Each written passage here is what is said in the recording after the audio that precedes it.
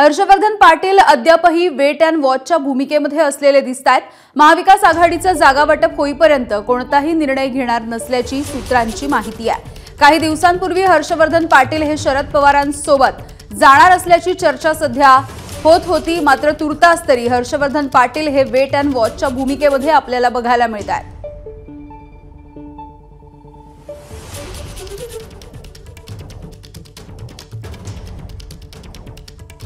सध्या भाजपमध्ये असलेले हर्षवर्धन पाटील शरद पवार यांच्या पक्षामध्ये विधानसभा निवडणुकीच्या तोंडावरती प्रवेश करतील अशी चर्चा आहे, मात्र अद्यापही वेट अँड वॉचची भूमिका कायम आहे।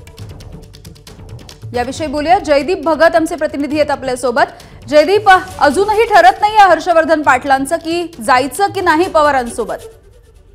नक्कीच, खरं तर यामिनी जर 2019चा विचार करायचा झाला तर आघाडीतून तिकीट न मिळाल्यानं हर्षवर्धन पाटील यांनी भाजपमध्ये प्रवेश केला होता। आता देखील महायुतीचं तिकीट वाटप पूर्ण झालेलं नाही, सध्या चर्चा सुरू आहे। त्याच्यामुळं जोपर्यंत महायुतीचं तिकीट वाटप पूर्ण होत नाही तोपर्यंत हर्षवर्धन पाटील कुठलाही निर्णय घेणार नसल्याची सूत्रांची माहिती आहे।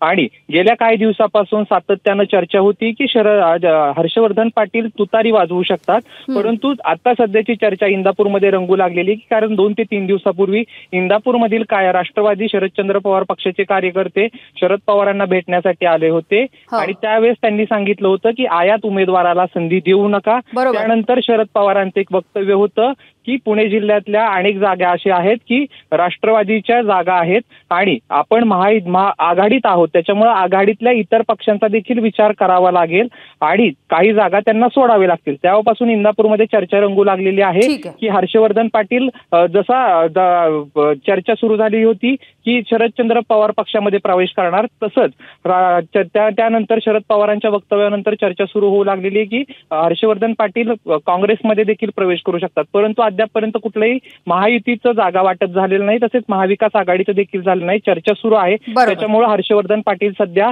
वेट अँड वॉचच्या भूमिकेत आहेत। तसेच गेल्या काही दिवसापूर्वी उपमुख्यमंत्री अजित पवार हे इंदापूरमध्ये आले होते, त्यावेळेस दत्तात्रय भरणे यांच्या उमेदवारीचे संकेत दिले होते। ठीक आहे जयदीप, त्यामुळे तुम्ही सांगताय त्या पद्धतीनं आताची ही जी सगळी पार्श्वभूमी आहे, त्यामुळे बघावं लागेल की हर्षवर्धन पाटील नेमका काय निर्णय घेतात। धन्यवाद या माहितीसाठी।